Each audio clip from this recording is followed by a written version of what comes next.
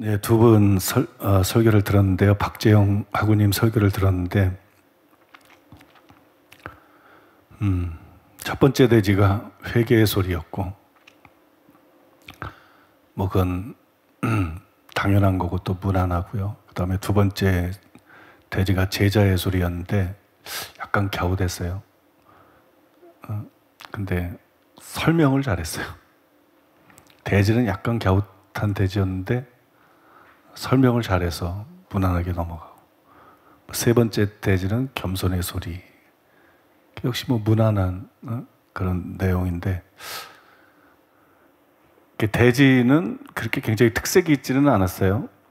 근데 설명을 잘한 것 같아요. 설명을 잘하고 또 이렇게 설교하면서 이렇게 글을 인용한 거, 인용을 참 잘하신 것 같아요. 인용을 잘해서 이렇게 설교가 살아나고, 설교 전체적으로 봤을 때는 참 가능성이 있는 것 같아요. 지금 22살이거든요. 그죠? 대부분 알고 계셨나 봐요. 22살. 어리죠? 그래서 앞으로 뭐 많이 발전할 것 같고 또 가능성도 있는 것 같아요. 435 흐름 열심히 타면서 그러면서 준비하시면 하나님 앞에 귀하게 쓸 것 같아요. 설교를 얼마나 잘하냐도 중요하지만 제일 중요한 게 영성이기 때문에 일단 435 흐름을 잘 타셔야 돼요. 그래서 영성이 갖춰져야 또 설교도 빛이 나는 거고. 이런 얘기가 신뢰가 될지는 잘 모르겠지만, 제가 저 자매님 외모를 봤을 때 참 설교자로서 좋은 외모를 갖고 있는 것 같아요. 설교자로서 좋은 외모. 그게 뭐냐면 설교자는 너무 이쁘면 안 돼요. 설교자 너무 이쁘면 좀 설교자로서는, 목사도 그래. 너무 잘생기면 그건 설교자로서 별로 좋은 얼굴이 아니에요. 너무 잘생기고 너무 이쁘고 그러면 성도들이 설교 듣다 시험 들어요. 엉뚱한 데 신경 쓰고. 근데 이제 영성으로 다 극복할 수 있지만 또 너무 인물이 없어도 그게 설교자로서 그게 좋은 거 아니에요. 그냥 이쁠랑말랑하는 거 그 정도가 딱 좋아. 그냥 뭐 어느 정도 이쁘다, 뭐 이게 딱 좋아요. 설교자도 뭐 어느 정도 잘생겼다, 뭐 봐줄만하다, 뭐 남자도 그 정도가 딱 좋은 것 같아. 그게 성도들을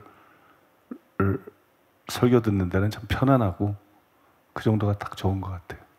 저 자매님 보니까 이쁘긴 이쁜데 되게 이쁘지는 않고 그래서 내가 신뢰가 아닐까 그런 생각을, 뭐 보는 관점 따라 다르겠지만 참 설교자로서 이게 내가 칭찬하는 거거든요.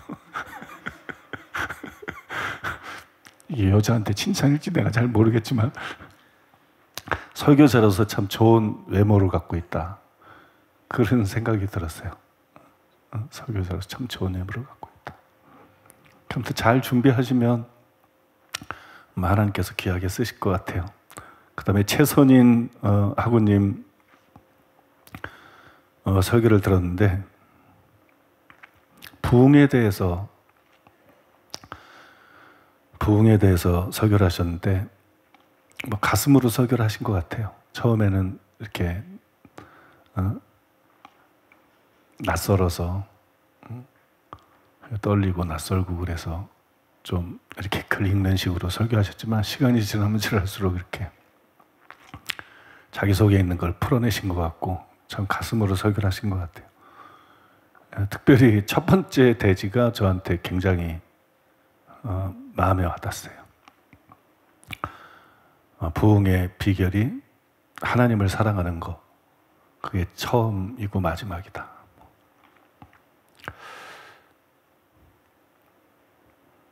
뭐 많은 영성 집회에서 비슷한 얘기를 합니다. 하나님의 얼굴 구하는 거, 그게 부흥의 비결이다. 이제 그분들이 하나님을 사랑하기는 사랑하는데 잘 모르겠어요.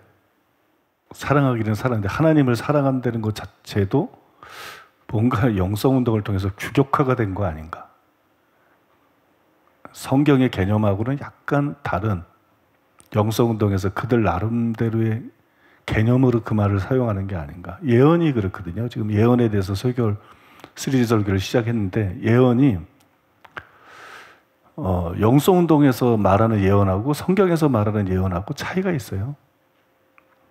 그런 예언 사역이 차이가 있어요. 제일 중요한 게 이 예언 사역이 과대평가됐어요. 과대평가. 영성 운동하면은 치유와 축사가 더 강하게 나타나야 됩니다. 그래야 그게 정상이에요. 그러니까 예수님의 사역을 보세요. 치유와 축사가 더 강하게 두드러지게 나타나지. 그러면서 예언도 거기에 곁들여서 나타나고 그래야 되는데 영성 운동은 치유와 축사는 안 일어나긴 하지만 굉장히 약하죠.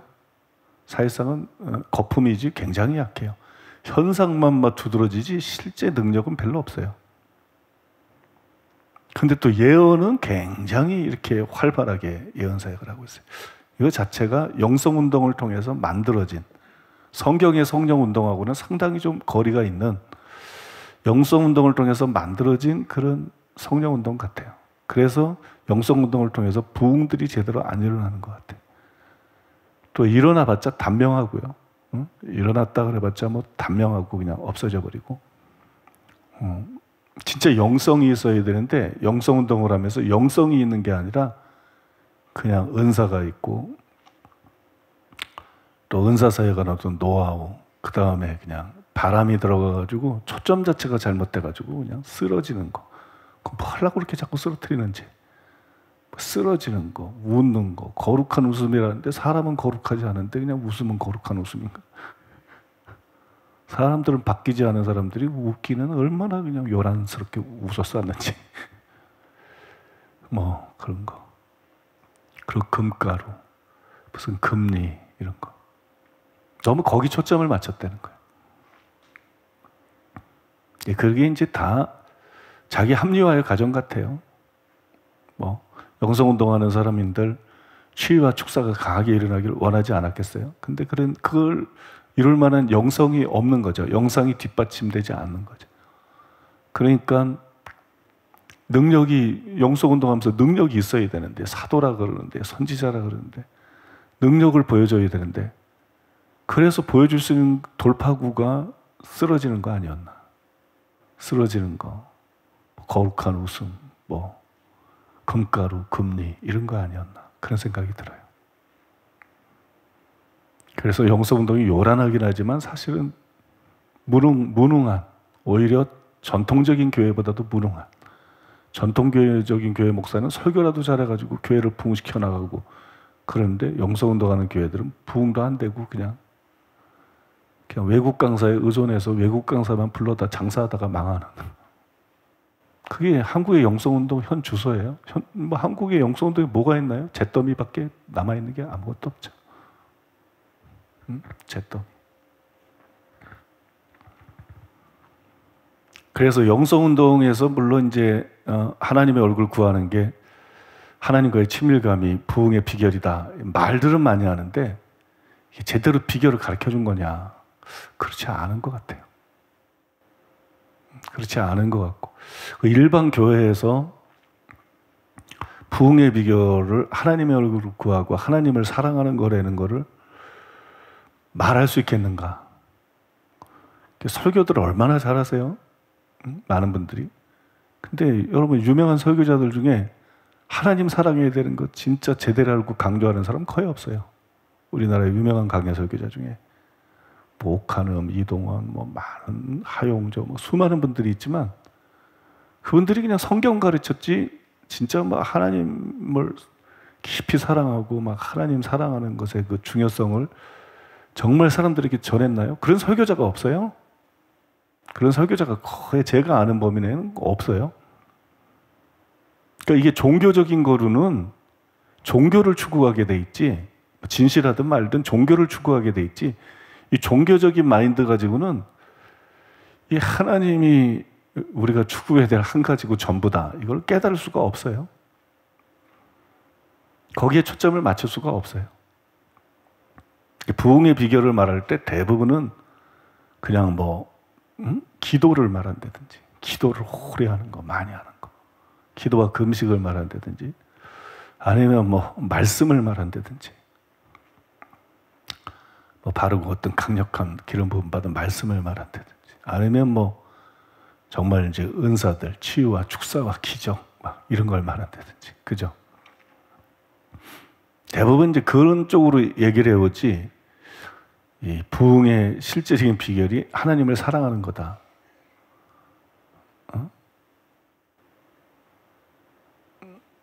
그렇게 말하는 설교자들이 일반 교회에 있겠어요? 그런 설교를 들을 수 있겠어요? 그런 설교를? 하나님 사랑하는 거, 하나님 얼굴 구하는 거, 하나님과의 진짜 교제의 중요성에 대해서 깊이 강조하는 설교들도 거의 없다시피 한데, 부흥의 비결로 하나님이 첫 번째고, 하나님을 사랑하는 게 첫 번째고 마지막이다. 이렇게 제시하는 설교들을 우리가 들을 수 있을까요? 강해 설교하는 교회에서, 일반 교회들에서 이렇게 신학생이 첫 번째로 이런 걸로 꼽을 수 있다는 것 자체가 얼마나 이 교회의 영향이 중요한지, 저 그래서 감동을 받았어요. 저런 말을 첫 번째로 꼽아낼 수 있다는 거, 사실은 그게 답인데, 사실은 그게 답이고 그게 비결인데, 저걸 첫 번째로 꼽을 수 있다는 거. 대전이죠. 대전에서 그 김옥경 목사님이 비교적 최근에 집회를 인도했는데, 그때 설교의 주제가 부흥이었다 그러더라고요. 부흥. 그때 아주 굉장히 임재가 강력하고 은혜스러웠다 그래서 나도 한번 들어보겠다고 다 보내달라 그래서 지난주에 6편 중에서 4편을 한번 들어봤는데, 그니 2편은 또 들어야 되고 4편을 들어봤는데, 그 설교 딱 들어보니까 부흥의 비결이 하나님인 거죠. 하나님. 부흥의 비결이 사람이 기도를 많이 하고, 사람이 금식을 하고, 사람이 말씀을 잘 깨닫고 잘 가르치고, 사람이 막 성령의 은사를 받아서 예언하고 병 고치고 기적, 이런 게 아니고, 부흥의 비결이 하나님을 구하는 거예요. 그래서 하나님이 그 사람과 함께하고 하나님이 신방하는 거죠. 하나님이 오시는 거죠. 그 사람을 통로가 돼가지고 내 배에서 생수의 강이 흘러나리라 말씀한 대로 그 사람을 통로 삼아서 하나님이 신방하는 거예요. 하나님이 방문하시고 하나님이 임재하시고 하나님이 사람들을 만져주는 거죠. 그게 부흥이라는 거죠. 그게 부흥. 부흥은 사람이 일으킬 수 없는 것인데, 그래서 하나님이 비결일 수밖에 없는 것인데, 하나님이 비결일 수밖에 없는 것인데, 기도, 평양 부흥 100주년, 그러고 모이고 그래도 사실은 한국교회 지도자들이 또 강사로서는 큰 교회 목사들이 부흥이 뭔지를 모른다는 거죠. 부흥의 비결을 모르고 그냥 헛다리만 긋고 있다는 거지. 그냥 듣기 좋은 여러 가지 설교만 하고 있다는 거지. 부흥의 비결을 제대로 안 되는 게 얼마나 중요한 일인가. 얼마나 중요한 일인가. 왜 부흥이 비결이 하나님일 수밖에 없어요? 하나님을 사랑하고 하나님을 구하는 걸 수밖에 없어요. 바로 그거죠. 대부분의 목회자들이 자기는 바뀌지 않고 부흥이 일어나기를 원하는 거죠. 그래서 부흥에 실패한 거죠. 기도를 열심히 했는데도 부흥이 안 되고, 말씀을 열심히 연구해서 가르치는데도 가르치는 걸 잘 가르치는 사람들도 부흥이 안 되고, 막 은사 받으려고 뛰어다니고 임파테이션 받으려고 뛰어다니고 은사 받고 은사가 나타나도 부흥은 안 일어나는 거죠. 부흥은 시작이 심령 부흥에서 시작되는 거예요. 개인 부흥. 개인 부흥에서 부흥이 시작되는 거예요. 개인 부흥. 부흥이라는 게 다시 살아난다는 뜻이잖아요. 그죠? 다시 살아나는 거. 생명이 풍성한 거, 그게 부흥 아니에요? 근데 생명의 근원이 하나님이시잖아요. 예수님이 내가 곧 길이요 진리요 생명이다. 부활이요 생명이다. 말씀한 것처럼 생명 자체가 하나님이시잖아요. 그러니까 하나님을 찾지 않고는 다시 살아날 수도 없는 거고, 하나님을 만나고 하나님으로 채워지기 전에는 그 심령이, 개인 심령이 부흥할 수가 없는 거고, 개인 심령의 부흥이 일어나지 않고는 어떤 도구나 어떤 프로그램을 가지고도 부흥을 일으킬 수는 없어요. 그냥 목회를 잘할 수는 있어도, 뭐 설교를 잘하고 사역을 잘할 수는 있어도 부흥을 일으킬 수는 없어요. 부흥은 설교자가 하는 게 아니기 때문에, 목사가 하는 게 아니기 때문에, 부흥은 하나님이 하시는 거기 때문에. 그러니까 하나님을 사랑하고 하나님을 구하고 하나님을 만나고 하나님과 교제하고 하나님으로 채워지고 하나님과 동행하고 동역하고 이럴 때 부흥이 일어나는, 그 부흥이 마치 이 성냥으로 불 땡기는 거하고 비슷한 거예요.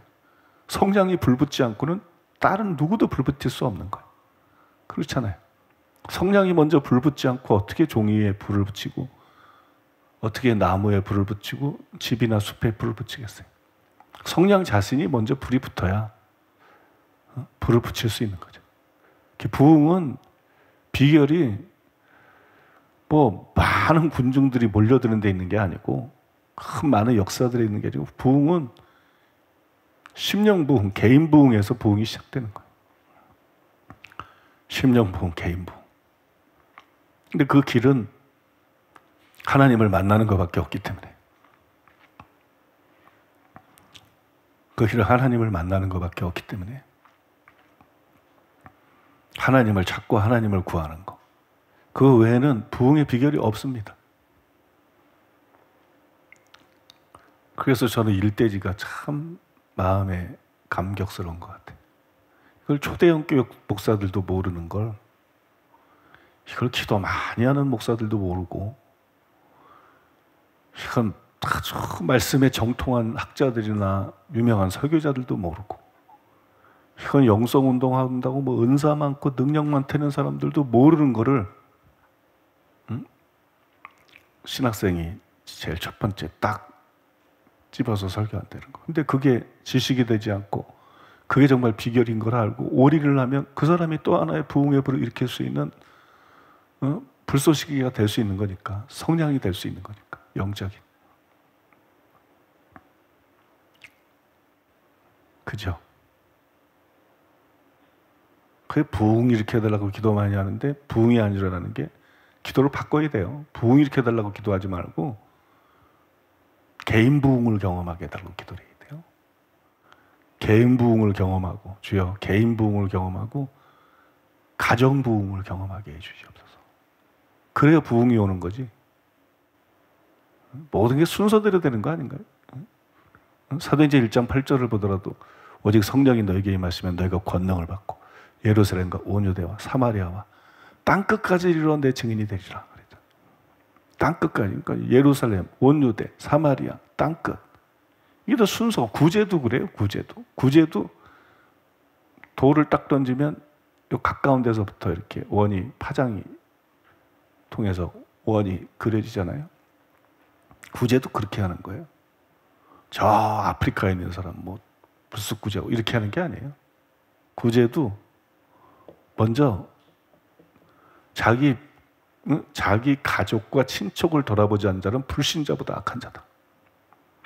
그러니까 이게, 불신자는 물론 동물들도 자기 가족들은 돌보는데, 그죠? 예수민 되는 사람이 막 기도만 한다 그러고 자기 가족을 돌보지 않는다. 그것들은 다 가짜고 아주 악인들입니다. 악인들. 신앙에 탈을 쓰고 자기 의무를 내팽개치고, 그건 악인들이에요. 악인들. 참 내가 아는 사람 중에 참 엉뚱한 사람들도 많았는데, 그 자식들이, 부인이 쓸 필요한 돈 달라 그러면 하나님 보고 달라 그래라. 이런 것들은 아주 악인 중에 악인들이에요. 맨날 기도만 하면서, 맨날 교회 가서 기도만 하면서, 그건 참, 이건 완전히 사입이고, 이건 그건 가족들 필요를 제일 먼저 채워야 되는 거예요. 남 구제한다 그러면서 가족도 쓸 것도 없는데 퍼다 주는 거, 그것도 매우 처이돼. 이게 무슨 구제야? 쓸데없는 짓거리 하고 있는 거지. 지 가족부터 먹여야지. 지 자식부터 먹이고 부모부터 공양하고, 응? 처자식부터 먹여 살려야지. 그러니까 그거 먼저 하고, 그 다음에 친척들 하고, 그 다음에 아는 사람들, 자기 주변에 이웃들, 말 그대로 이웃들, 그 다음에 우리나라에 있는 사람들, 그 다음에 주변 나라 사람들, 그 다음에 열방으로 나가는 거예요. 구제도 그렇게 되는 거예요. 그러면 뭐 우리나라 사람들 다 구제하기 전에는 아프리카는 구제 못합니까? 그건 아니고 성령의 인도 따라 하되 일반적인 룰이 이렇다는 거예요. 일반적인 룰이. 선교도 마찬가지거든요. 선교도. 전도는 안 하면서 선교사 되겠다 그러는 거. 아니 가족 구원도 안 하고 선교사 나겠다고 설치는 거. 그 다음에 전도는 한국에 있으면서 전도는 안 하는 게 선교사 되겠다 그러는 거. 그런 것들이 다 선교사 나가가지고 교회들 등쳐먹고 선교는 안 하고 가이드나 하고 그냥 여기저기 이 교회 저 교회 그냥 선교 지원받아가지고 가난한 나라들 가서 그 사람들 위해 왕처럼 군림하고 그러고 살고 오히려 딴 사람이 와서 선교하면 왜 내 구역에 와서 네가 허락도 없이 그러냐. 진짜 벨름들이 다 있다니까. 난 그런 선교사들 겪어봐서 알아요. 사기꾼 놈의 새끼들. 아주 목사들 중에 아주 못된 것들이 많아요.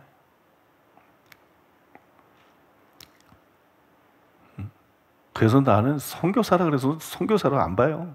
선교사 중에 진짜 선교사가 얼마나 되는데 10%나 될래나 5%나 될래나 그 이하일 수도 있고. 선교사들 별 사람같이 생각 안 해. 진짜 선교사는 존중해야 되죠. 선교사라고 무조건 도와주는 거 어리석은 짓이고 개척교회라고 무조건 도와주는 거 그거 어리석은 짓이에요. 구제는 그렇게 막 무책임하게 내 돈 아니라고 하나님 돈이라고 막 남발하는 게 아니에요. 진실한 교회 목회자들만 도와야 되는 거고 그리고 진짜 선교사들만 도와야 되는 거고 믿습니까? 진짜 선교사들만 돕고 그래야 되는 거죠. 되게 순서가 있는 것처럼 부흥도 마찬가지라는 거예요. 구제나 선교처럼 부흥도 마찬가지다. 부흥도 먼저 심령의 부흥이 일어나고 그 다음에 가정의 부흥이 일어나고 그 다음에 교회의 부흥이 일어나고 그 다음에 그 도시의 부흥이 일어나고 그 다음에 나라의 부흥이 일어나고 그 다음에 열방의 부흥이 일어나고 이렇게 가는 거예요.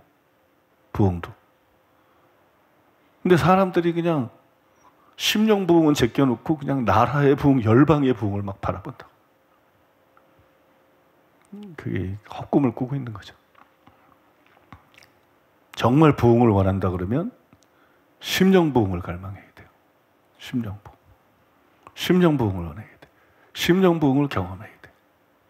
남 살리려고 그러자니 자기부터 살아야 되고 남 변화시키려고 하자니 자기부터 변화돼야 되고 남 은혜 받게 하기 전에 자기부터 은혜 받아야 되고 자기부터 기도해야 되고 자기부터 하나님 만나야 되고 자기부터 하나님으로 채워줘야 되고 믿습니까? 이거 외에는 부흥의 길이 없습니다. 나머지는 부흥 뭐 떠들어도 다 헛짓하는 겁니다.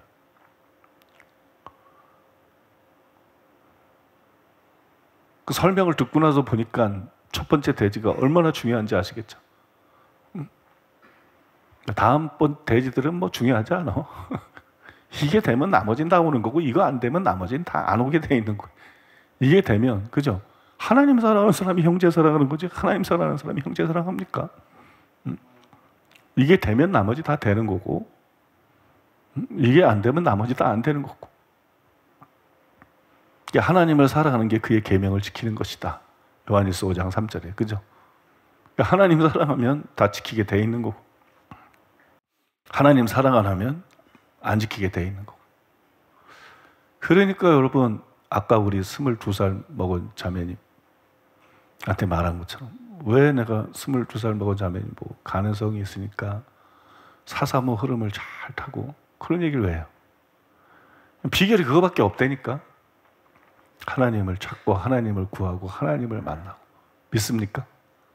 그래서 심령의 부흥, 개인 부흥을 경험하고 가족 부흥이 일어나고, 막 교회에서 쓰임 받을 생각하지 말고 먼저 심령 부흥이 일어나고 가족 부흥부터 이루어야 돼요. 막 나가서 부흥회하고 설치려고 그러지 말고, 목사 돼서도 교회 부흥부터 일으키고 교회 부흥부터 일으키고. 그 부흥은 생명의 문제라고요. 이게 쪽수의 문제가 아니라고. 숫자의 문제가 생명의 문제. 부흥은 다시 살아나는 거니까. 그죠? 부흥은 생명의 문제예요. 그러니까 하나님으로 충만한 게 부흥이라는 거예요. 나도 좀 여러분도 그런 의문이 있었는지 모르겠는데, 나도 좀 그런 의문이 있었어요. 뭐 김옥경 목사님이 부흥이 왔다 그러는데 뭐가 부흥이 온 거야? 숫자는 맨 똑같은데. 아니, 숫자는 맨 끝 똑같은데 뭐가 부흥이 온 거야? 뭐 도시가 흔들리고 있는 것도 아니고 나라가 흔들리는 것도 아니고. 우리는 성경 이렇게 교회사에서 부흥에 관해서 읽으면 전부 그런 거잖아요. 그죠? 막 도시가 막 들썩거리고, 막 나라가 들썩거리고, 막 열방에서 몰려오고, 그죠? 근데 우리 교회는 소수는 부분적으로는 그런 일이 일어나도 이단이라는 이 멍해 때문에, 거짓 누명 때문에 그런 면에서는 참 열매가 작잖아요. 참 작잖아요. 부흥이라는 것보다는 교회 성장이라는 말도 붙여주기 좀 힘든, 교회 성장이라는 말도 붙여주기 힘든 상태, 그런 수준. 그게 사실 그렇잖아요. 모여드는 사람들이나 영향받은 사람들을 보면. 근데 뭐가 자꾸 부흥이 왔다는 거야. 근데 내가 이번에 대전 설교를 들으면서 느낀 게, 부흥이라는 개념이 잘못될 수 있겠구나. 그래서 부흥이라는 개념. 그냥 사람들은 엄청 모이는데, 빌리그레암 성회처럼 막 사람들은 엄청 모이는데, 그 영혼의 생명들은 별로 없고, 그냥 종교적인 사람들이 설교 들으려고 많이 모여서 있으니까 기분 좋고 들뜨고, 그건 부흥 아니잖아요. 그러니까 사람이 많이 몰려오지 않았어도 그 사람들 속에 하나님의 생명이 충만하고 그 영혼이 살아나고 회복되고, 오는 사람들이 변화되고 회복되고 하나님의 생명으로 충만하고 본질적으로 바뀐다 그러면 그거 진짜 부흥 아닌가? 그게 진짜 부흥 아닌가?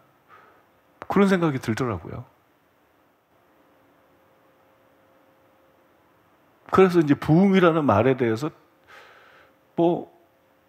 굳이 동의 안 한 것도 아니지만, 또 완전히 동의가 되지도 않았는데 그게 더 이렇게 동의가 되더라고요. 결국 중요한 게 뭔가, 중요한 게 사람이 바뀌는 거지. 그죠? 진짜 중요한 거는 사람이 바뀌는 거지. 진짜 중요한 게 뭔가, 그 이상 중요한 게 어딨나. 사람이 주님을 만나고 주님을 체험하고 주님 생명으로, 주님 은혜와 영광으로 채워지고 사람이 바뀌는 거. 왜 그렇게 많은 부흥들이 일어났다가 꺼졌는가? 부흥을 성령운동인 줄 알았기 때문에, 부흥을 도시부흥, 국가적인 부흥, 막 엄청난 치유, 이런 쪽으로만 생각했기 때문에 그런 부흥들이 그렇게 다 시작했다가 무너진 것 같아. 내가 믿기로 지금 사랑하는 교회에서 불붙고 있는 이 부흥은 끝나지 않을 것 같아. 그러니까 밥 존스 목사님이 예언한 끝나지 않을 부흥이 이건 것 같아. 그냥 사람들이 얼마나 동참할지는 난 사실 잘 모르겠어요. 아주 한국교회 목사들 질이 나빠가지고, 한국교회가 진짜 죄개이지. 너무 비양심적이고 정의롭지 못하고 악해가지고 이것들이 너무 방해를 해서 얼마나 효과를 발휘할지는 모르겠지만, 이 부흥의 불을 꺼트릴 수는 없다. 그 누구도 이 부흥의 불을 꺼트릴 수는 없다. 왜냐하면 곁눈질하는 사람이 없어요. 곁눈질하는 사람. 이 부흥의 주역으로 불쏘시개 역할을 한 사람들 중에 중요한 거는 그 사람들인데, 이 부흥의 주역으로 불쏘시개 역할을 하는 사람 중에 견문질하는 사람이 없어요. 그냥 무슨 치유라든지 사역이라든지 막 놀라운 영적 경험이라든지 막 사람들이 몰려오는 거라든지 뭐 이런데 딴 데 신경을 써야 이게 부흥의 불이 꺼지는데 그냥 주님을 구하고 또 구하고 하나님을 구하고 또 구하고 그러니 이거는 뭐 끝나겠어요? 안 끝나지. 그게 바뀌지 않으면 안 끝나는 거예요. 그 초점이 바뀌지 않으면 안 끝납니다. 그 초점이 바뀌지 않으면 계속 강해질 거예요. 계속 강해질 거예요. 그리고 부흥을 위한 일꾼들이 계속 일어날 거라고 저는 믿습니다. 부흥을 하는 일꾼들. 내가 너무 근시안적이었다 그런 생각을 좀 지난주에는 해봤어요. 그냥 우리 목회자들 속에서만 내가 자꾸 찾는 거야. 다음 세대의 주자가 될 사람은 누군가. 지금보다 더 큰 부흥의 불을 일으켜 맨날 실망이지 뭐. 기대했다 실망, 기대했다 실망, 기대했다 실망. 없어? 그릇이 없어. 그냥 지교회 잘 할 수 있는 막 그런 정도의 목회자들, 그것도 귀하죠. 그렇지. 정말 그냥 차세대 지도자들이 되고 정말 그 지금보다 더 큰 부흥을 일으킬 수 있는 그 바톤을 제대로 이어받을 수 있는 그런 목회자들을 내가 목회자들 속에서 찾다가 지쳤어요. 이 사람인가 싶으면 또 아니고 저 사람인가 싶으면 또 아니고 내가 기대를 가진 것만 해도 한 10여 명 이상에게 기대를 가져봤던 것 같아. 근데 다 아니더라고. 다. 한 사람도 없더라고. 한 사람도 없어. 그래 신학생들한테 찾으려니 또 답답하죠. 갑갑하죠. 응? 이게 뭐 우리 첫 학기 할 때는 400명 이상이 모였는데 이게 이제 시간이 계속 지나면서 신학생들도 숫자가 많이 줄어들었고 점점 신학생들은 줄어들지. 그러니 신학생들 봐도 갑갑하죠. 근데 우리 젊은 신학생들이나 청년들 지금 교회에서 은혜 잘 받고 또 사사모여도 열심히 참석해서 그 흐름 거기에 젖어들고 있는 사람들. 참석하는 건 중요하지 않아. 참석하는 건 중요하지 않고 거기서 막 이렇게 젖어드는 사람들. 어? 젖어드는 사람들. 이 사람들 속에서 하나님이 일으킬 수 있지 않을까? 응? 부흥을 위한 크고 작은 일꾼들을 하나님이 일으킬 수. 그 다음에 학생들, 주일 학생들 중에 어떤 괴물이 나올까? 무한하잖아요. 가능성이 무한하잖아요. 어떤 영적인 괴물이 나올 수 있을까? 학생들, 주일 학생들, 애기들 이런 애들이 그냥 엄마 따라 그냥 예배 참석하고 어렸을 때부터 설교 잘 듣고 엄마 따라 사사모 참석하고 치유 집회 참석하고 그냥 기도하는 게 당연한 거고 숨 쉬듯 그냥 치유하는 게 당연한 거고 막 주님 사랑하는 게 당연한 거고 그거 뭐 세월이 금방 지나갑니다. 생각보다. 저도 뭐 은퇴하려고 그러면 한 15년 남았으니까 그렇게 제대로 성장한 아이들이 막 20대가 되고 이렇게 됐을 때 성경에서 꼭 뭐 30대야만 쓰나? 네? 성경에 보면 하나님이 쓴 위대한 사람들 중에 다윗도 10대 때 그죠? 그 다음에 다니엘이나 새 친구들도 뭐 10대 때부터 그런 게 많잖아요. 그 예수전도단이라는 게 결국 10대를 겨냥한 거잖아요. 10대를 통해서 세상을 바꿔놓자. 세상을 복음하자. 그래서 사실 선교단체 중에 제일 강력하고 성공적이었던 게 예수전도단 아닌가요? 뭐 CCC보다 전 세계적으로. 그 10대에 대한 비전을 줘서 그런 거잖아요. 그러면 내가 은퇴하기 전에 이미 막 사람들이 누가 일어날지 모른다는 거야. 보이는 게 전부가 아니다. 그런 생각이 들어요. 보이는 게 전부가 아니다. 눈에 보이는 게 전부가 아니다. 그냥 목회자들만 자꾸 보니까 그러지. 눈에 보이는 게 전부가 아니다. 뭐 신학생들만 계속 보고 있을 필요도 없고 눈에 보이는 게 전부가 아니다. 뭐 여러분 중에서도 나도 아직 한 명도 보지 못했으니까. 우리 신학교 졸업한 사람들, 현재 다니고 있는 사람 중에서도 아직까지 내가 한 명도 보지 못했으니까. 눈에 보이는 게 전부가 아니다. 그래서 여러분들 절망하라고 이 얘기를 하는 게 아니고 그냥 우연히 지난번 강의 제목이 그걸 올렸죠, 그죠? 응? 우연히 인류가 될 수는 없다. 그 인류라는 게 딴 게 아니라 부흥의 불쏘시가 될 사람들을 말하는 거거든요. 부흥의 주역이 될 사람들을 말하는 거 아니에요? 그죠? 우연히 인류가 될 수는 없다.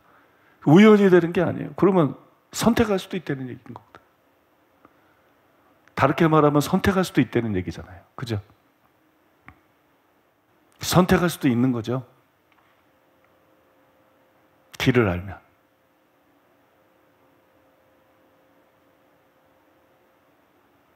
제가 저 22살 먹은 자매 보고 미래는 몰라. 근데 가능성이 있다고 생각하는 거예요. 가능성이. 제가 가능성이 있다고 생각하는 이유가 뭐냐. 사사모에서 열심히 찬양하면서 그 흐름을 제대로 탈 수 있다. 그거하고 또 하나는 설교가 뭐 영 엉터리는 아니다. 설교가 가능성이 있다. 지금 우리 지난번에 우리 치유성에도 했습니다만 제가 강사 목사님으로 쓴 분들한테도 따끔하게 뭐라 그랬어요? 설교가 그게 뭐냐? 뭐 중고등부 설교 아니야? 무슨 학생의 청년의 설교를 하냐? 설교가 수준이 그게 뭐냐?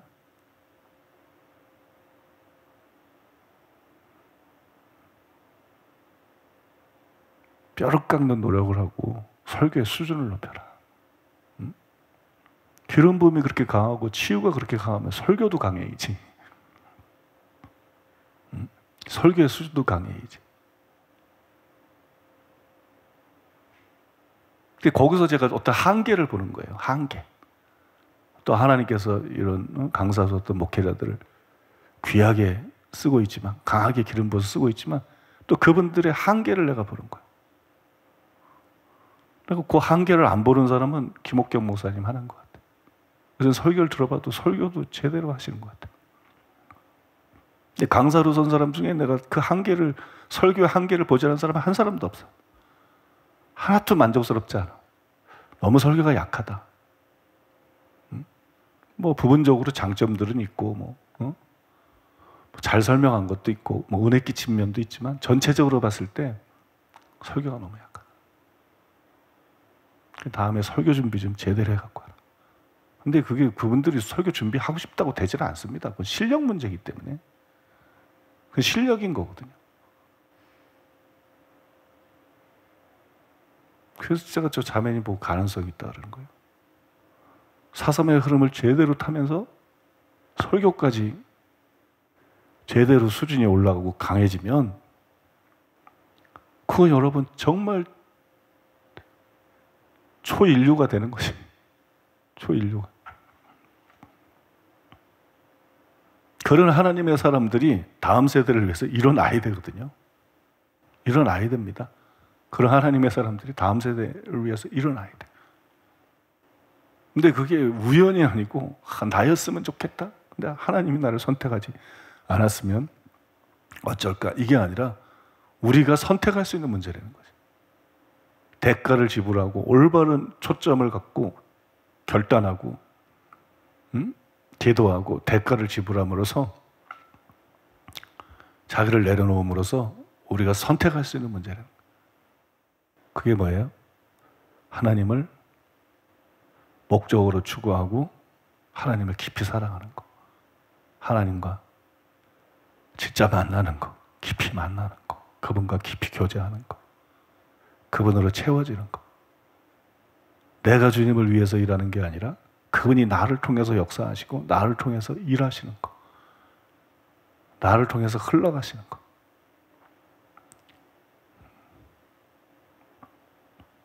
생수의, 말 그대로 생수의 강이 흘러가는 거. 예언의 강이 아니고 단순히 설교의 강, 말씀의 강, 치유의 강이 아니고 생수의 강, 생명을 주는 강, 하나님의 생명을 주는 강, 그 영혼을 다시 살리는 강, 그 영혼 속에 생명으로 충만케 하는 강.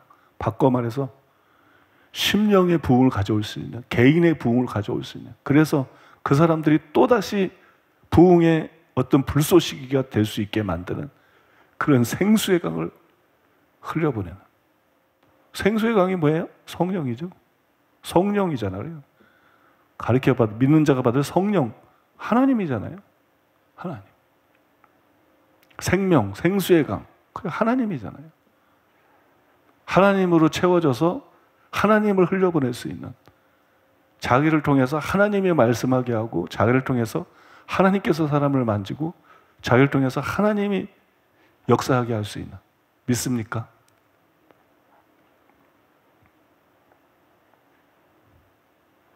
이게 부흥을 위한 일꾼들이 될 수 있는 비결이거든요. 뭐 제가 여러분을 인정해 준다고 여러분이 부흥을 위한 일꾼이 되겠어요? 내가 여러분을 무시한다고 부흥의 일꾼이 안 되겠어요? 그건 아무 상관이 없어요. 여러분한테 달려있는 거예요. 여러분들한테 달려있는 거예요.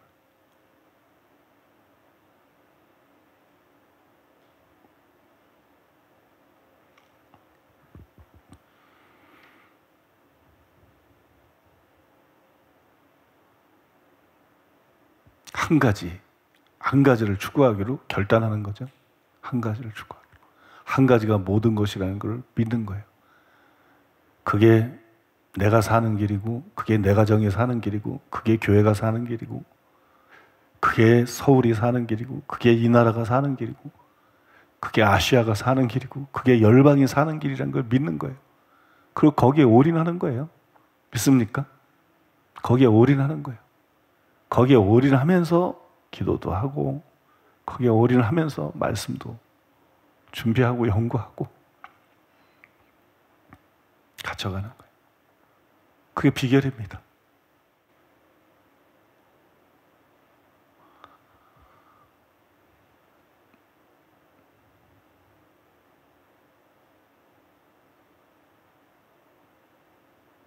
여러분 중에 그냥 한 명이라도 나오면 좋겠어요. 그런 사람. 2명 나오면 더 좋고, 3명 나오면 더 좋고, 10명 나오면 더 좋고, 캐치나 칭칭 나내고.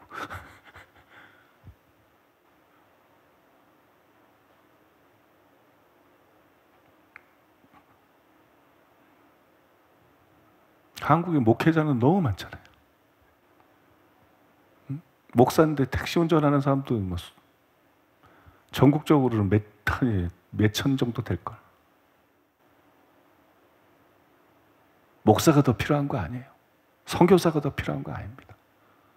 목사가 더 필요한 거 아니고, 선교사가 더 필요한 거 아니고, 뭐 부흥사, 협의회, 부흥사 학교, 그런 짓들을 왜 하는지 몰라. 왜 하나님이 해야 될 걸 지가 하는지 몰라. 신영균, 피종진, 그 양반들도 왜 살아있을 때 그런 짓들을 했는지 난 이해가 안 가.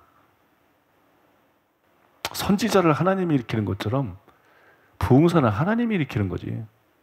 자기들이 어떻게 부흥사를 일으켜? 자기들이 어떻게 훈련시켜서 부흥사를 만들어? 그러니까 그럼 그런 부흥사 학교가 있고 나서 그냥 우리나라 그냥 부흥사들의 질이 확 떨어졌잖아요. 응? 무슨 개그맨, 개콘에 나올 만한 사람들이 막 부흥사라고 우기고, 강대상을 그냥 무대로 착각하고, 목사가 빼꾸드는 내신호, 흰옷 입으면 거룩해지나 신령해져. 신령복 입으면 쓸데없는 겉멋들이나 들어가지고, 그냥 능력은 아무것도 없어. 그냥 가마력도 없고 능력도 없고, 그냥 공허하기 짝이 없고, 유치찬란하고.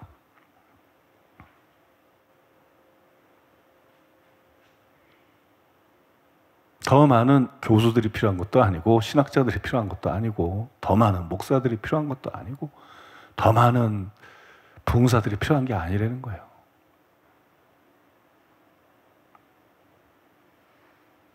진짜 여러분, 이 나라가, 이 시대가 필요로 하는 사람들은 한 가지 결단을 함으로써 하나님을 만나고 하나님으로 채워지고, 가지나무처럼 사람들 앞에 서서 요동하려고 그러는 그런 인간들이 아니고, 그런 목사, 선교사, 부흥사들이 아니고, 그를 통해서 하나님이 일하실 수 있는, 믿습니까? 그를 통해 하나님이 흘러나오고, 그를 통해서 이 하나님을 해방시켜야 돼. 하나님을. 사람들 때문에, 어떤 비유를 들자면 하나님이 묶여 있는 거야.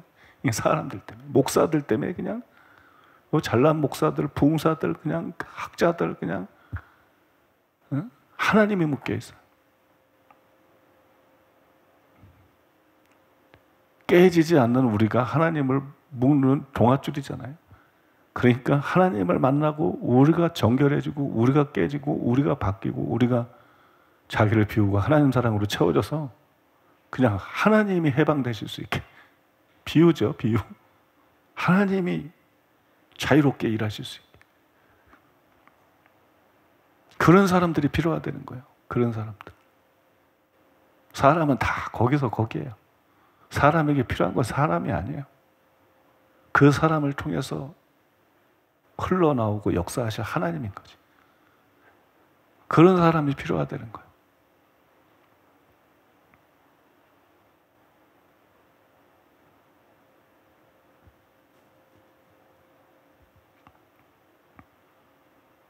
여러분들 중에 그런 사람들이 일어나게 되기를 바랍니다. 우리 교역자들 중에서도 더 많이 그런 사람들이 일어나게 되기를 바랍니다.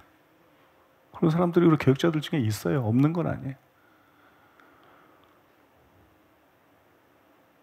저는 차세대 지도자를 말하는 거지. 그건 아직 없어요. 하나도 보이질 않아. 또 김옥경 목사님처럼 부흥을 일으킬 수 있는 그런 사람을 말하는 거죠. 그런 수준은 아직 없어요.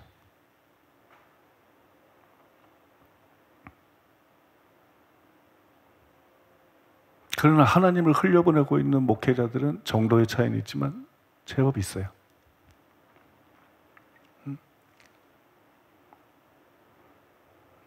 그런 목회자들이 더 많이 일어나야 되고, 또 하나님을 흘려보내는 그 수준이 더 커져야 되고, 그리고 우리 청년들 속에 특히, 그리고 청년들만 볼 게 아니야. 하나님은 10년, 20년을 보고 있지 않아, 우리처럼. 우리 학생들 속에, 우리 주일학교들 속에, 우리 영아들 속에, 우리 뱃속에 있는 태아들 속에,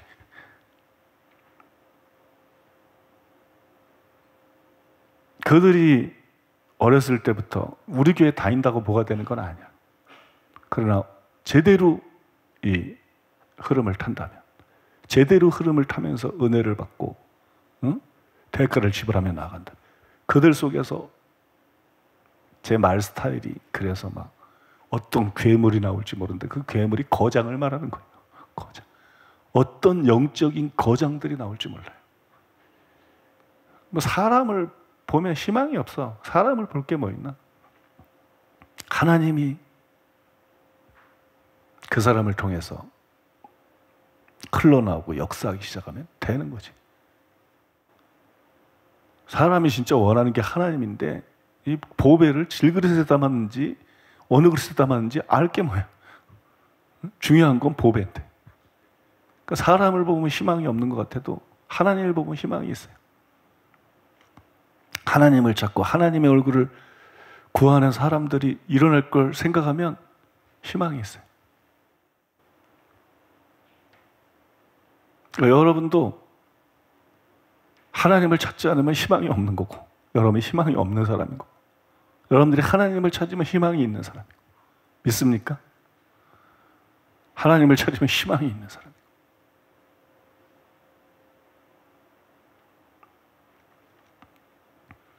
하나님을 찾는 여러분 되시길 바랍니다. 하나님을 찾는 여러분 되시기를 바랍니다. 질문하실 분 한번 손 들어보세요. 네, 이제 435 때 시간이나 이제 어떤 그런 이렇게 설교자 목사님들이 설교하실 때 기름 부음과 임재 단어를 많이 사용하시고 하시는데요. 이렇게 정확하게 기름 부음이 무엇이고 임재가 무엇이고 아니면 이거를 이렇게 같이 써도 되는 건지 아니면 그런 차이점이 있어서 따로 써야 되는 건지 알고 싶습니다. 기름 부음하고 임재라는 거는 서로 굉장히 비슷하면서 약간의 차이는 있어요. 기름 부음은 사역을 위한 겁니다. 성경에서 기름 부음이라는 것은 사역을 위한 거. 그러니까 뭐 예언의 기름 부음이 임했을 수도 있고, 말씀의 기름 부음이 임했을 수도 있고, 치유의 기름 부음이 임했을 수도 있고, 기름 부음은 사역을 위한 거고, 임재는 말 그대로 하나님의 임재하심이죠. 하나님의 임재. 물론 기름 부음에 하나님의 임재도 이렇게 관련은 있지만, 기름 부음은 사역을 위해서 하나님께서 성령께서 임하는 거라고 보면 되겠죠. 사역을 위해서 성령께서 임하는 거고, 임재는 하나님이 그걸 기뻐하시기 때문에 임하시는 거예요. 하나님이 그 예배를 기뻐하시고, 그 찬양을 기뻐하시고, 그 말씀을 기뻐하시고, 그 사람들을 기뻐하시고, 그래서 하나님께서 임하시는 거. 기름 부음을 은사에 좀 가깝다 그러면 이 임재는 열매하고 좀 가깝다 그럴까요? 성령의 열매하고 좀 가깝다 그럴까요? 기름 부음은 하나님께서 그 사람을 통해서 일하기 원하시는 거고, 임재는 하나님이 그 사람을 기뻐하시는 거. 기뻐하시는 거. 근데 기름 부음이 강하면서 임재는 별로 없을 수도 있어요. 그러니까 영분별을 할 때는 기름 부음만 가지고 분별하시면 안 되고 임재를 통해서 분별하셔야 돼요. 하나님이 기뻐하는 사람일수록 임재가 강해요. 하나님이 기뻐하는 사람일수록 임재가 강하고. 그렇죠. 하나님이 기뻐하는 사람은 임재가 강하고. 근데 어떤 사람은 임재가 별로 없는 사람들이 있어요. 그건 이제 좀 심각한 거죠. 그래서 기름 부음보다 우리가 임재를 더 사모해야 되고, 임재를 더 갈망해야 되고. 결국 그 임재가 부흥의 통로되는 거 아닌가요? 그 임재가 강하면, 그죠? 그 임재가 강력하면, 그 임재를 통해서 하나님께서 사람들을 만지고, 하나님께서 역사하시고, 그러는 거죠.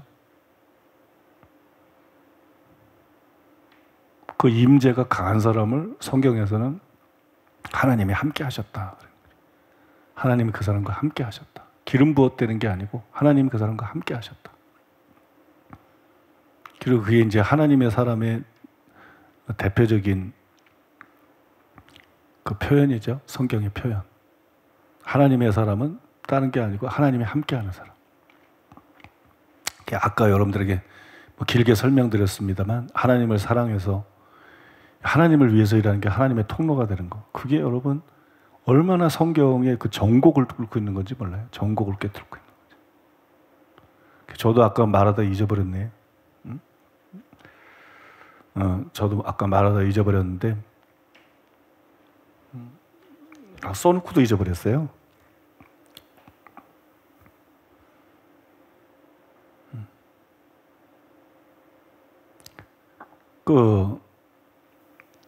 아까 우리 설교를 하신 학우님도 그렇고, 그 오순절날 성령이 임한 거 가지고 부흥을 설명하잖아요. 또 많은 사람들이 그걸 가지고 설명하잖아요.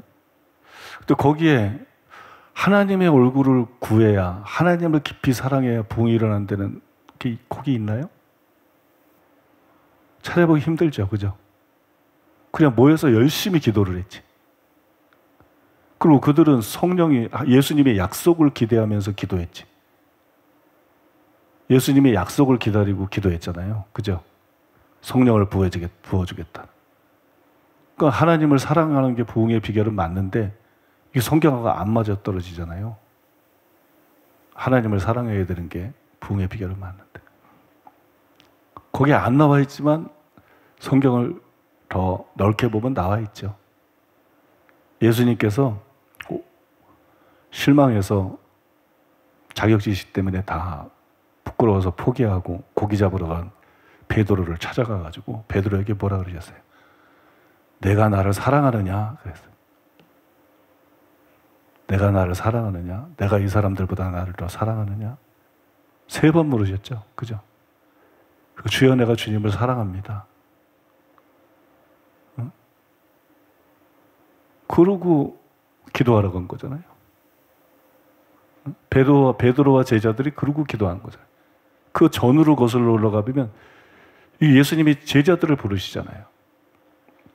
그리고 제자들에게 성령이 임하고 120문도 전체에게 성령이 임했지만 120문도를 통해서 부흥이 일어난 건 아니거든요, 사실. 120문도 전체에게 성령이 임했지만 제자들을 통해 부흥이 일어난 거거든요. 베드로, 야고보, 요한, 12사도 제자들을 통해 부흥이 일어난 거죠, 그죠? 근데 그 제자들은 어떤 사람이에요? 가짜가 아니라 진짜 제자들 있죠. 근데 진짜 제자의 특징이 뭐예요? 그 제자가 지불해야 될 대가를 지불하느냐 안 지불하느냐, 그것 따라서 진짜가 되고 가짜가 되는 건데, 제자가 지불해야 될 대가 중에 뭐가 있어요? 아들이나 딸이나 나보다 더 사랑하는 사람은 내게 합당치 않고, 어미나 아비를 나보다 더 사랑하는 사람도 내게 합당치 않다. 자기 목숨을 버리지 않다도 내게 합당치 않다. 그러니까 아들이나 딸보다 주님을 더 사랑하는 거, 아버지나 어머니보다 주님을 더 사랑하는 거, 사람들이 가장 사랑하는 자기 목숨보다도 주님을 더 사랑하는 거, 이게 제자의 조건이에요. 그게 제자의 조건입니다. 그러니까 제자들은 그렇게 실제로 하나님을 사랑하는 사람들, 그죠? 그런데 배신한 거 보고 예수님이 가서 또 나를 사랑하느냐? 이 뜬금없는 질문이 아니라 넌 제자인데, 내 수제자인데, 제자라는 이런 대가를 지불하고 나를 따르는 자인데 너 진짜 나를 사랑하느냐? 그렇게 물은 거잖아요, 그죠? 그리고 그 사랑을 다시 확인시키고 불러일으킨 거잖아요. 그런 사람들이 모여서 기도를 한 거잖아요, 그죠? 그리고 성령을 받은 거잖아요. 그러니까 단순히 기도해서 성령 받고, 단순히 기도해서 능력 받고, 단순히 기도해서 은사 받아서 부흥이 일어나는 게 아니라는 거예요. 그거보다 더 기초가 있다는 거예요. 이 기초 위에 기도가 놓여진 거지. 예수님을 사랑하는, 그죠? 아버지보다, 어머니보다, 아들이나 딸보다, 자기 생명보다 예수님을 더 사랑하는 이 사랑의 기초가, 사랑으로서 역사하는 믿음의 기초가 먼저 있고, 그죠? 그 위에 기도를 통해서 성령 세례를 받고 성령의 권능을 받는 이게 있고, 그러면서 부흥이 일어나는 거죠. 또 그런 사람에게라야 주님이 성령을 믿고 강력하게 부어줄 수 있는 거예요. 많은 사람들이 성령 받았다 그러지만, 성령 세례 받았다 그러지만 사실 방언만 하지 아무것도 없는 경우가 많죠. 근데 사도들은 오순절날 정말 주님이 말씀하신 방언을 받은 게 아니라 주님이 약속하신 권능을 받았다고. 주님이 약속한 권능을 받았어요. 왜? 믿고 맡겨줄 수 있는 거예요. 주님을 사랑하는 사람들이기 때문에.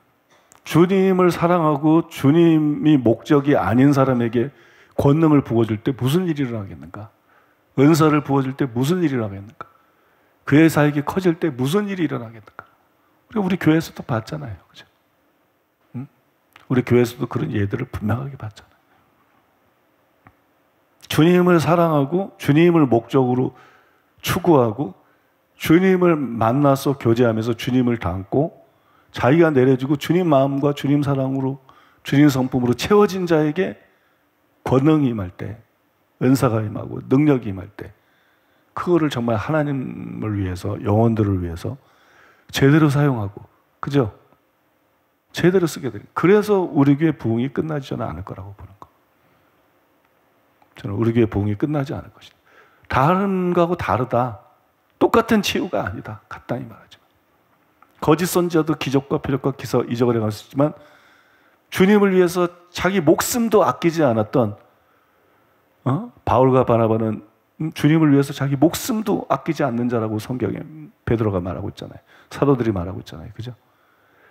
주님을 위해서 자기 목숨도 아끼지 않았던 바울이 행했던 기적과 표적은 사도의 표거든요. 이 사람이 진짜 사도라는 표였거든요. 종교적인 목사와 신학자들이 자꾸 한편으로만 인용해. 거짓 선지자들도 큰 표적과 기사와 이적을 행해서 많은 사람을 미혹한다 그랬다. 그러니까 뭐 기적이 나타난다고 뭐 그거 별거 아니다. 지 생각에 맨날 사로잡혀서 성경에서 지가 보고 싶은 건 보는 사람들. 왜 그거를 안 보여? 예수님이, 세례 요한이 예수님께 보내서 우리가 오실 리가 당신입니까? 다른 사람을 기다려야 됩니까? 그러니까 예수님께서 기적과 표적과 기사와 이적을 말했던 거. 그걸 듣고 또 세례 요한이 알아본 거. 그 다음에 사도 바울이 표적과 기사와 이적이 사도의 표라고, 자기가 진짜 사도라는 사도의 표라고 말한 거. 믿습니까? 그러면 심각해져야지. 그걸 진지하게 받아들여야지. 기사와 표적과 이적에 대해서 진지하게 받아들여야지.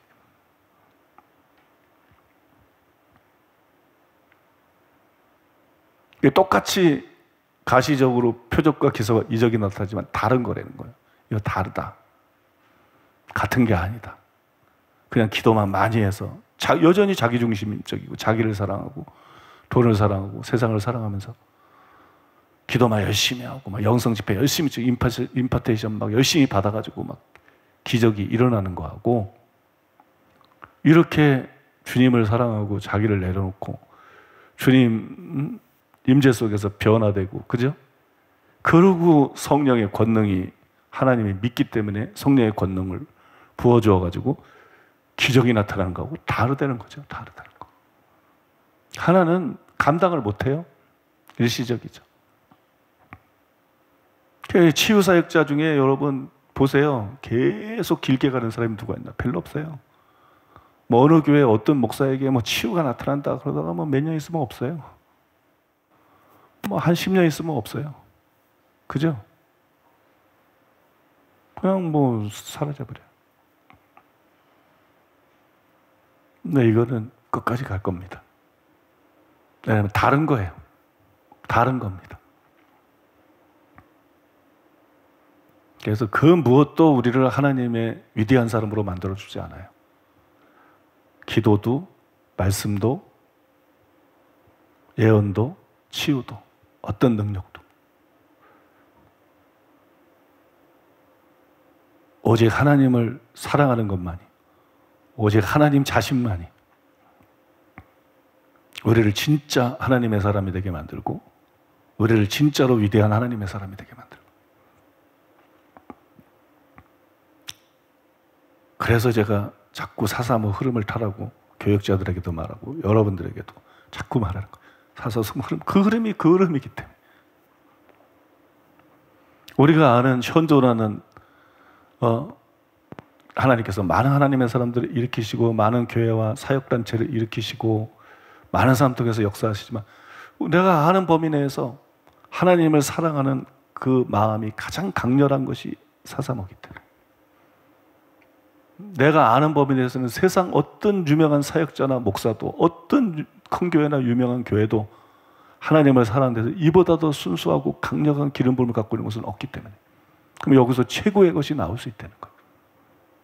여기서 최고의 것이 나올 수 있다. 여기서 최고의 하나님의 어떤 하나님 쓰는 사도들, 선지자들, 복음 전환자들, 목사들, 교사들이 나타나서 부흥과 추수를 이뤄낼 수 있다는 거예요. 그런 사람들을 길러낼 수 있다는 거예요. 믿습니까? 그러니까 여러분들이 반드시 그 흐름을 타시고, 그냥 나는 아무것도 아니다, 나는 아무것도 아니다 이거하고, 또 하나의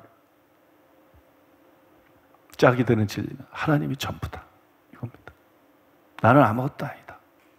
내가 아무것도 아니기 때문에 내가 못났다고 절망할 필요도 없어. 못생겼다고 절망할 필요도 없고, 무지하다고 절망할 필요도 없고, 그죠? 인격이 부족하다고 낙심할 필요도 없고, 난 아무것도 아니니까. 능력이 없다고 낙심할 필요도 없고, 하나님이 전부라는 걸 알면 돼요. 하나님이 전부라는 걸 알고 하나님을 목적으로 추구하면 돼요. 한 가지에 헌신하면 돼요. 그러면 인물이 됩니다.